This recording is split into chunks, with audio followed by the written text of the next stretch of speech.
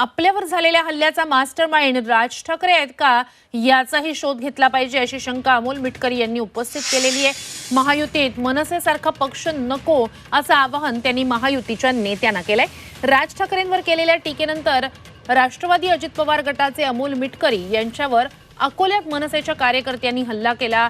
या हल्ल्यात त्यांची गाडी फोडण्यात आली आणि ते थांबलेले होते तिथल्या शासकीय विश्रामगृहातील खोलीच्या दरवाजावर लाथा मारण्यात आल्याचाही आरोप अमोल मिटकरींनी केलाय। या प्रकरणी पोलिसांनी 4 तास गुन्हा दाखल न केल्यानंच मिटकरींनी पोलीस स्टेशनमध्ये ठिय्या दिला होता। अखेर 13 जणांविरोधात गुन्हा दाखल केल्यानंतर आणि आरोपींचा शोध सुरू केल्यानंतर मिटकरींनी ठिय्या मागे घेतला। दरम्यान पोलिसांनी गुन्हा दाखल केलेल्यांपैकी मनसेचे जिल्हाध्यक्ष पंकज साबळे आणि सौरभ भगत यांना ताब्यात घेतलं गेलं।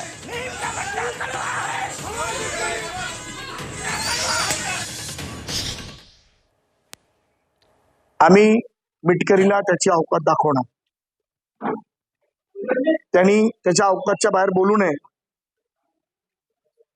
स्टेफनी ठेवणार तू माणूस बाळा, अवकात मध्ये राहा।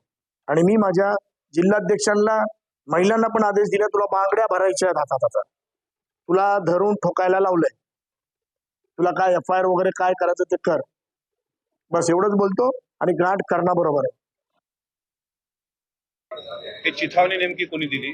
कारण त्यांचा कर्णबाळे नावाचा जो इथला निरीक्षक आहे त्यांनी असं म्हटलं की राज साहेबांचे आदेश आहेत की मिटकरीला आजच्या आज संपवून टाका। मग यांच्या म्होरक्यांनी मला जीवे मारण्याची सुपारी दिली का हे या सुपारी बहादराच्या पिलावळींनी सांगावं। तुमचा एखादा अमरावतीचा गुंडा येऊन इथं मला मारायची भाषा करत असेल तर याच्या तळाशी राज ठाकरे आहे का? राज ठाकरेंनी मला जीवे मारण्याची सुपारी दिलेली आहे का? याच्या तळाशी गेलं पाहिजे। म्हणून या सगळ्या प्रकरणाची CBI चौकशी झाली पाहिजे, याच्यावर इन्क्वायरी कमिटी बसवली पाहिजे।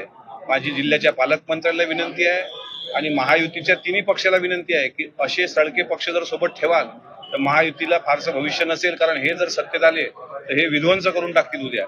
त्याच्यामुळे याच्या तळाशी जाऊन याचा मास्टरमाइंड राज ठाकरे आहे का तो शोधला पाहिजे।